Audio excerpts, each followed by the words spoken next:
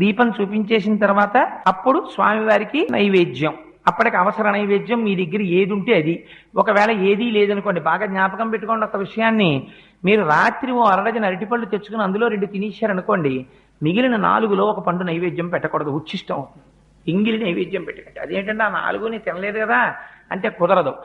ఒకే అంచుకు వేలాడుతున్నటువంటి పళ్ళలో కొన్నిటిని మీరు తిని కొన్నిటిని నివేదన చేయడానికి వీలు లేదు. కానీ ఒక అరడజన అరటిపళ్ళు తెచ్చి 2 తుంపి పూజ గదిలో పెట్టి 4 పళ్ళు మీరు తింటే దోషం లేదు.